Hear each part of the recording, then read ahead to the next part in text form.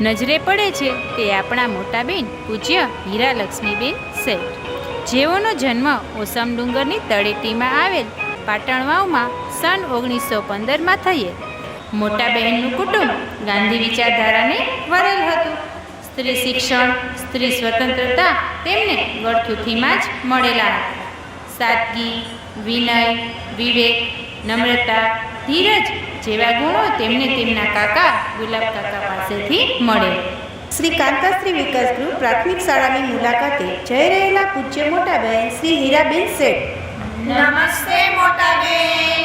નમસ્તે બધાને. બેસી જાઓ બધા. અરે બાળકો, કયો વિષય ભણો છો? ગણિત. ખૂબ સરસ.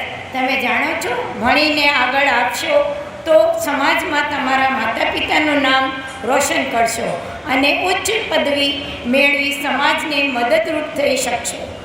ભણશો ને બધા?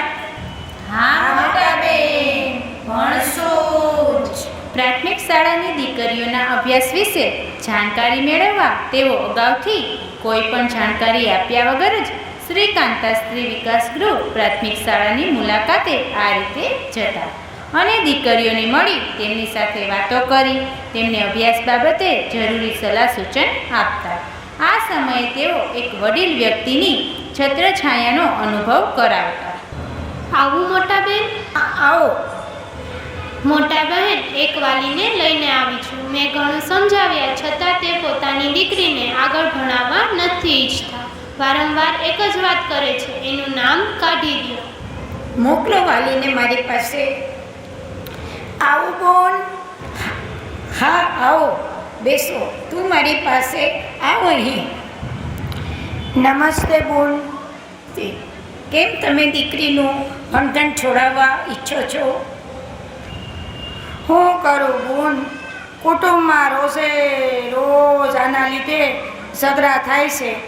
અમારા ઘરના વડીલો અને આ મારો ઘરવાળો બધા આનું સગપણ કરી દેવા માગે છે અને કહે છે હવે આગળ નથી ભણાવવી. ભાઈ, મારી વાત શાંતિથી સાંભળો. આજે સમાજ અને સમય બંને બદલાતા જાય છે. દીકરીને પગભર કરવી ખૂબ જરૂરી છે. ભણશે તો મુશ્કેલીના સમયે બે પૈસા કમાઈ પોતાનું અને પોતાના ઘરનું ગુજરાન ચલાવી શકશે. ખૂબ ખૂબ આભાર બોન તમારો. તમે અમને હાવ સાચી વાત સમજાવી. ભણતર આજે ખૂબ જરૂરી છે. હવે હું ઘરે જઈ બધાને સમજાવીશ અને મારી આ દીકરીને ખૂબ જ ભણાવીશ. ઘણીવાર આ રીતે કુટુંબના કલેશના ઉકેલ પૂજ્ય મોટા બહેન હીરાબેન શેઠ આ રીતે કરતા. દીકરીને નાનપણથી જ સગપણ માટે આગ્રહ રાખતા વાલીઓને પોતાની ઓફિસમાં બોલાવી તેઓ ખૂબ જ સમજાવતા. આવી પ્રવૃત્તિઓમાં જૂનવાણી વિચારો ધરાવતા અને સંકુચિત મનવાળા માણસો સાથે કામ લેતા તેઓને ઘણી મુશ્કેલી અનુભવવી પડતી. આવા સમયે તેમને પૂજ્ય કાકા ગુલાબચંદ કાકા, ઢેબરભાઈ, જેઠાલાલભાઈ, ભક્તિબા જેવા સામાજિક કાર્યકર્તાઓનો સાથ સહકાર મળતો રહેતો. આવો. હા આવો. છાત્રાલયનું ભોજન પૂજ્ય મોટાબેન હીરાબેન શેઠ ચાખી રહ્યા છે. પોતે છાત્રાલયમાં રહેતી દીકરીઓનું ભોજન ચાખે પછી જ દીકરીઓને ભોજન જમાડવું તેવો કડક નિયમ તેમણે બનાવ્યો હતો, જે આજ સુધી હજી અમલમાં જ છે. રંજનબેન, બધું ભોજન બરાબર છે. હવે તમે જાઓ અને દીકરીઓને જમાડી દો.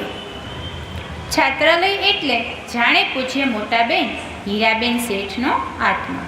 દિવસમાં 2-3 વાર છાત્રાલયની દીકરીઓના સમાચાર ન પૂછે કે છાત્રાલયની મુલાકાતે ન જઈ શકે તો તેમને મનમાં અજંપો રહ્યા કરતો. તેઓ તરત છાત્રાલયની મુલાકાતે પહોંચી જતા. દીકરીઓ સાથે ભોજન બાબતે, અભ્યાસ બાબતે ચર્ચા કરતા.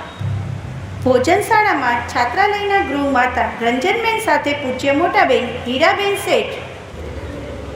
બાળકો, આજે કેવું છે જમવાનું? બધા બરાબર જમો છો ને? આપણો આહાર શુદ્ધ હશે તો આપણા વિચારો પણ સારા બનશે, ખરું ને? છાત્રાલયના ગૃહમાતા રંજનબેન સાથે દીકરીઓના ભોજન તથા અન્ય બાબત વિશે ચર્ચા કરતા પૂજ્ય મોટાબેન શ્રી હીરા લક્ષ્મીબેન શેઠ. બાલ કલ્યાણ અને સ્ત્રી કલ્યાણ ક્ષેત્રે આજીવન કાર્યરત પૂજ્ય મોટા બહેન શ્રી હીરાબેન શેઠ અનેક એવોર્ડથી સન્માન મળેલ છે.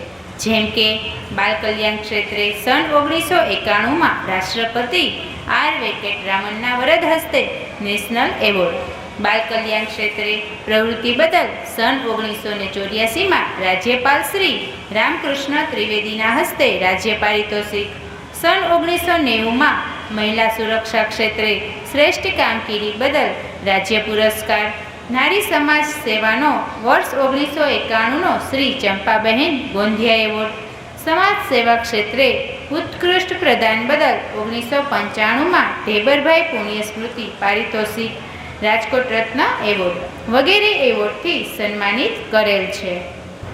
આ હતી અમારા પૂજ્ય મોટાબેન શ્રી હીરાબેન શેઠના જીવન ધર્મ વિશેની કૃતિ.